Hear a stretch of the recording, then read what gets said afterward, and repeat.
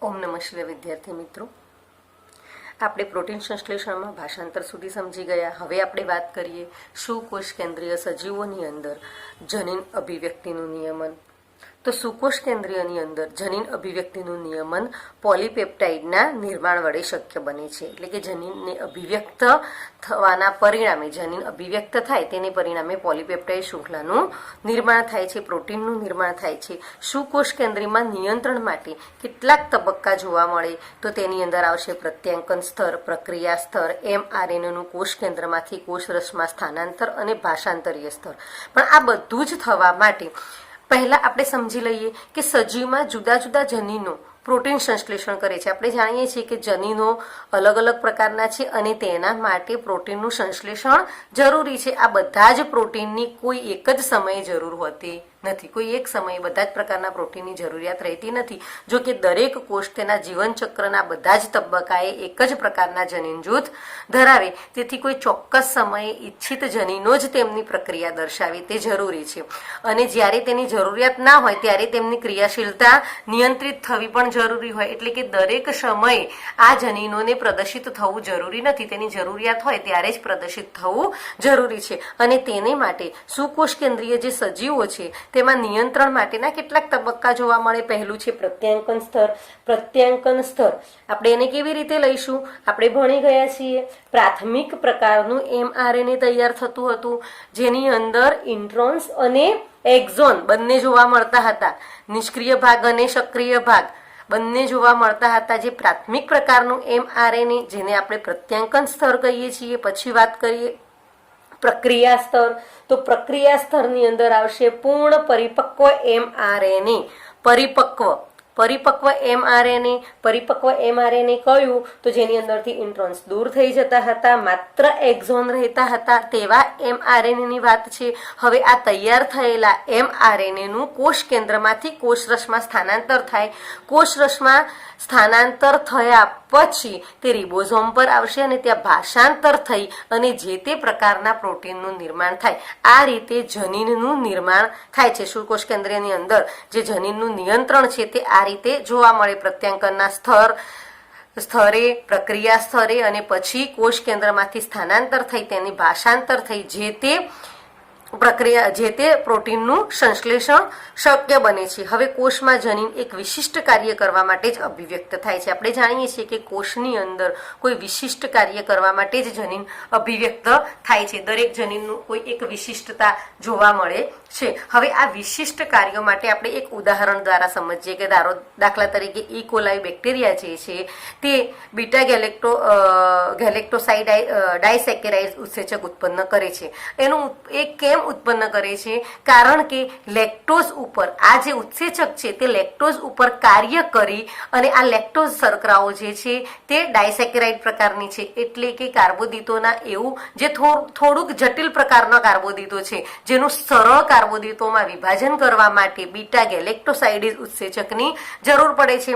તો ઈ કોલાઈ બેક્ટેરિયામાં જે બીટા ગેલેક્ટોસાઇડિસ ડાયસેકેરાઇડ ઉત્સેચક છે તે લેક્ટોઝ ઉપર કાર્ય કરશે, તેનું જળ વિભાજન કરશે અને તેને ગેલેક્ટોઝ અને ગ્લુકોઝમાં ફેરવી નાખશે. હવે ગેલેક્ટોઝ અને ગ્લુકોઝ એ મોનોસેકેરાઇડ પ્રકારની શર્કરાઓ છે, એટલે એકદમ સરળ પ્રકારની શર્કરાઓ જેનું પાચન શક્ય બની જાય છે. પણ જો બેક્ટેરિયામાં લેક્ટોઝ ગેરહાજર હોય તો બીટા ગેલેક્ટોસાઇડિસ ઉત્સેચકના સંશ્લેષણની જરૂર પડતી નથી. એટલે કે તેમના શક્તિના નિર્માણ માટે જો લેક્ટોઝ હાજર હશે તો આની જરૂર પડશે, તો જ સરળ સ્વરૂપમાં વિભાજન થશે. પરંતુ જો ગ્લુકોઝ જ હાજર હોય, આ લેક્ટોઝ હોય જ નહીં, સીધું જ ગ્લુકોઝ હશે, તો ગેલેક્ટોસાઇડિસ ઉત્સેચકની જરૂરિયાત ઊભી થશે નહીં. હવે આની જે જરૂરિયાત છે એ ઊભી નહીં થાય તો તેનું ઉત્પન્ન થવું, તેનું સંશ્લેષણ કરવું પણ જરૂરી બનતું નથી. તો આ જે નિયંત્રિત થાય છે તે નિયંત્રણ જનીન અભિવ્યક્તિનું નિયમન તરીકે આપણે ઓળખીએ છીએ. આ એક ચયાપચય પ્રક્રિયા છે, દેહધાર્મિક કે પર્યાવરણીય સ્થિતિ છે જે જનીન અભિવ્યક્તિનું નિયમન કરે છે. એટલે કે આ ઉત્સેચક શેના બનેલા છે? પ્રોટીનની અભિવ્યક્ત થવા માટે જનીનની જરૂરિયાત ઊભી થાય અને જનીનની જરૂરિયાત તો જ જરૂર છે જો લેક્ટોઝ હાજર હોય. તો લેક્ટોઝ હાજર નથી તો તેની જરૂરિયાત નથી. એટલે તેનું ઉત્પન્ન થવું કે ન થવું તેને આપણે નિયમન તરીકે ઓળખીએ છીએ. હવે આપણે વાત કરીએ આદિકોષ કેન્દ્રીયમાં જનીન અભિવ્યક્તિના નિયમન માટે કેટલાક પ્રભાવી સ્થાન હોય છે જે પ્રત્યાંકનના પ્રારંભિક દરનું નિયમન કરે છે. પ્રત્યાંકનમાં એકમમાં એક પ્રમોટર સ્થાન જોવા મળે છે. આ પ્રમોટર સ્થાન જે છે તે આરએનએ પોલિમરેઝની ક્રિયાશીલતા અને સહાયક પ્રોટીન સાથેની પારસ્પરિક ક્રિયા દ્વારા નિયમન પામે છે, જે પ્રારંભિક સ્થાનની ઓળખ ક્ષમતા પર અસર કરે છે, એટલે કે શરૂઆતના સ્થાનની ઓળખ ક્ષમતા પર અસર કરશે. બીજું આવશે નિયામકી પ્રોટીન, જે સકારાત્મક અને નકારાત્મક બંને સ્વરૂપે કાર્ય કરી શકે છે. અને આદિકોષ કેન્દ્રીય ડીએનએમાં પ્રેરક સ્થાનની ઉપલબ્ધતા પ્રોટીનના વિશેષ અનુક્રમ, જેને આપણે ચાલક કહીએ તેના દ્વારા નિયમન પામે છે, જેને આપણે પ્રેરક કહીએ અથવા ઓપરેટર તરીકે આપણે ઓળખીશું. હું તમને સમજાવું કે આદિકોષ કેન્દ્રીયમાં જનીન અભિવ્યક્તિ માટે જે પ્રભાવી સ્થાન આવેલા હોય છે ટોટલ 3, પી, ઓ અને આઈ તરીકે આપણે ઓળખીશું. પી ને આપણે પ્રમોટર સ્થાન કહીશું. પ્રમોટર સ્થાન દ્વારા આરએનએ પોલિમરેઝની ક્રિયાશીલતા, એટલે કે તેને કાર્ય કરવું, તેની ક્રિયાશીલતાથી તે આગળના જનીનો, એટલે કે આ ક્રિયાશીલ થશે તો જ પછીના જનીનો ઉત્પન્ન થશે. તો એ ઉત્પન્ન થવા દેવા કે નહીં, ઓપરેટર સ્થાન જે ઓન અને ઓફ, ઓપરેટર સ્થાન ઓન હશે તો આગળની પ્રક્રિયા શક્ય બનશે, ઓફ હશે તો પ્રક્રિયા શક્ય બનશે નહીં. જ્યારે નિયામકી જનીન, જેને આપણે નિયામકી પ્રોટીન તરીકે ઓળખીએ છીએ, જે હકારાત્મક અને નકારાત્મક બંને પાસા ધરાવે છે, એટલે કે પ્રક્રિયાને ઉત્પન્ન ના પણ થવા દે અને ઉત્પન્ન થવા દેવું, તેનું કાર્ય કરશે નિયામકી પ્રોટીન. હવે આપણે સમજીએ લેગ ઓપેરોન. એ પહેલા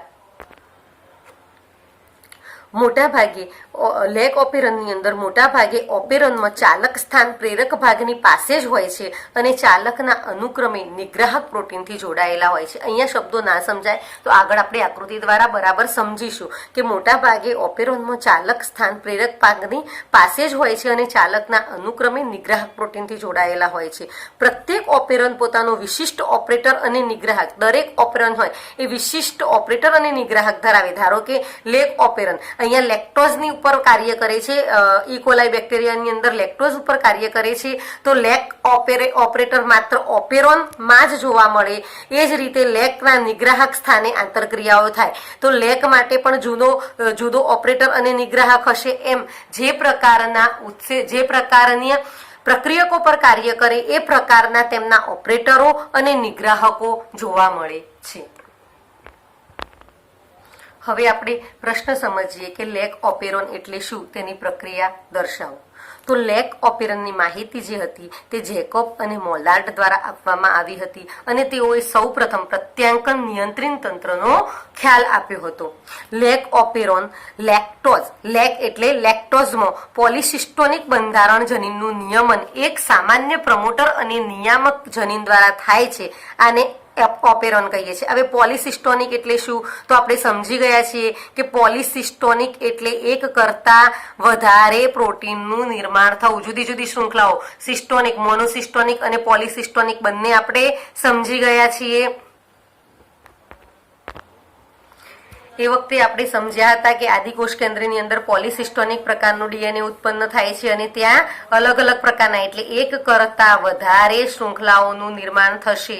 જ્યારે મોનોસિસ્ટોનિક એક સળંગ એક જ શૃંખલાનું નિર્માણ થશે, જ્યાં એક્ઝોન અને ઇન્સ્ટોન આવેલું હોય. સુકોષ કેન્દ્રનું આપણે સમજી ગયા. અત્યારે આપણે આદિકોષ કેન્દ્રીય વિશે સમજીએ છીએ, જ્યાં પોલિસિસ્ટોનિક. હવે પોલિસિસ્ટોનિક શબ્દ યાદ આવી ગયો હશે.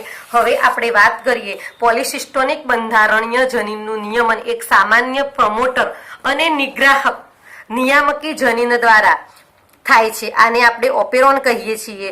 આના અન્ય ઉદાહરણમાં ટ્રીપ ઓપેરન, એરા ઓપેરન, હિન્સ ઓપેરોન, વેલ ઓપેરોન વગેરે જોવા મળે. મેં આગળ તમને સમજાવ્યું કે લેક્ટોઝ ઉપર કાર્ય કરે છે માટે લેગ ઓપેરોન આપણે કહીએ છીએ. અત્યારે જે સમજી રહ્યા છે લેક્ટોઝ ઉપર કાર્ય કરે છે માટે લેગ ઓપેરોન. પરંતુ ટ્રિપ્ટોકેન ઓપેરોન, તો ટ્રિપ્ટોકેન ઉપર આ કાર્ય કરે તો ટ્રીપ ઓપેરોન, એરા ઓપેરોન, એમ અલગ અલગ પ્રકારના ઓપેરોન, એટલે કે દરેક પ્રકારના ચોક્કસ ઓપેરોન ઉપર ચોક્કસ પ્રકારના જ એક ઓપરેટર જે હોય છે પોતાના વિશિષ્ટ ઓપરેટર અને વિશિષ્ટ નિગ્રાહક ધરાવે છે. તો અહીંયા સુધી આપણે સમજી ગયા. હવે આપણે વાત કરીએ લેગ ઓપેરોનની, જે લેક્ટોઝ ઉપર કાર્ય કરે છે. તો લેગ ઓપેરન એક નિયામક જનીન અને 3 બંધારણીય જનીનથી બને છે.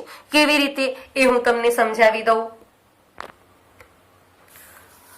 લેગ ઓપેરોનની વાત કરીએ તો તેની અંદર નિયામક જનીનો અને બંધારણીય જનીનો જોવા મળે. જો નિયામક જનીનો આઈ, પી અને ઓ લેવામાં આવે, બંધારણીય જનીનોમાં આપણે ઝેડ, વાય અને એ તરીકે આપણે લઈએ છીએ. એટલે કે આના દ્વારા નિયંત્રિત થઈ આ જનીનોનું નિર્માણ થવું, તેને આપણે નિયામક જનીન કહીશું. હવે આઈ આગળ પણ આપણે સમજ્યા, જેને આપણે નિયામક જનીન કહીએ છીએ. તેનું કાર્ય શું છે? તો પ્રત્યાંકન દ્વારા mRNA બનાવે અને આ mRNA નું ભાષાંતર પામી નિશ્ચિત પ્રકારનું પ્રોટીન બનાવે, જેને આપણે નિગ્રાહક પ્રોટીન અથવા નિયામકી પ્રોટીન તરીકે ઓળખીએ છીએ. હવે આ નિયામકી પ્રોટીન કેવા પ્રકારનું હોય? હકારાત્મક અથવા નકારાત્મક, એટલે પ્રક્રિયાને થવા દેવી કે ન થવા દેવી. જરૂરિયાત હોય તો પ્રક્રિયા થવા દે, જરૂરિયાત નથી તો પ્રક્રિયા ના થવા દે તેવું કાર્ય કરશે નિયામકી પ્રોટીન. પછી પ્રમોટરની વાત કરીએ. પ્રમોટર એ RNA પોલિમરેઝ નામના ઉત્સેચકનું જોડાણ સ્થાન છે. જ્યાં સુધી આ ઉત્સેચક નહીં જોડાય ત્યાં સુધી પ્રક્રિયા mRNA ની જે શૃંખલા છે તે આગળ વધશે નહીં. ઓપરેટર, જેને આપણે ચાલક જનીન તરીકે ઓળખીએ છીએ, અને આ ચાલક જનીન એક સ્વિચની જેમ કાર્ય કરશે. તે ઓન અથવા ઓફ રહેશે. જો ઓન રહેશે તો આ આગળના બધા જ જનીનોનું પ્રત્યાંકન શક્ય બનશે, પરંતુ ઓફ રહેશે તો આનું પ્રત્યાંકન શક્ય બનશે નહીં. હવે આપણે વાત કરીએ બંધારણીય જનીનોની. તો બંધારણીય જનીન ઝેડ જે છે એ ત્રણ પ્રકારના ઝેડ, વાય અને એ નું કાર્ય શું છે? પ્રત્યાંકન પ્રક્રિયા દ્વારા mRNA બનાવે. આ પણ પ્રત્યાંકન પ્રક્રિયા દ્વારા mRNA, આ પણ પ્રત્યાંકન પ્રક્રિયા દ્વારા mRNA. હવે આ mRNA તૈયાર થયા, જેની ઉપર ભાષાંતર દ્વારા ઝેડ જે છે તેથી એના કારણે બીટા ગેલેક્ટોસાઇડેઝ બનશે. વાય જે છે તે પરમિએઝ બનશે, પરમિએઝ ઉત્સેચક બનશે. જ્યારે એ જે છે તે ટ્રાન્સ એસિટાઇલેઝ ઉત્સેચક બનશે. આ ત્રણ પ્રકારના જે ઉત્સેચકો છે તે લેક્ટોઝના ચયાપચય સાથે સીધો ફાળો છે, એટલે કે લેક્ટોઝ શર્કરાઓને પચાવવા સાથે સીધો ફાળો જોવા મળે છે. હવે આપણે વિગતવાર સમજીએ. તો હમણાં આપણે સમજ્યા તેમ આઈ જનીન લેગ ઓપેરનના નિગ્રાહકનું સંકેતન કરશે. ઝેડ જે જનીન છે તે ગેલેક્ટોસાઇડેઝનું સંકેતન કરશે. લેક્ટોઝના જળ વિભાજનથી ગ્લુકોઝ અને ગેલેક્ટોઝનું નિર્માણ કરે. વાય જે છે પરમિએઝ માટેનું સંકેતન કરે છે, જે કોષમાં બીટા ગેલેક્ટોસાઇડેઝની પ્રવેશશીલતા વધારે છે. તો પરમિએઝ જ્યાં સુધી ઉત્પન્ન નહીં થાય ત્યાં સુધી જે ગેલેક્ટોસાઇડેઝ છે તેને પ્રવેશશીલ ઇકોલાઈ બેક્ટેરિયાની અંદર પ્રવેશી શકશે નહીં. એ જનીન જે છે તે ટ્રાન્સ એસિટાઇલેઝનું સંકેતન કરે છે. આ રીતે લેગ ઓપેરોનના ત્રણેય જનીનમાં ઉત્પાદનમાં લેક્ટોઝ ચયાપચય માટે આવશ્યક છે.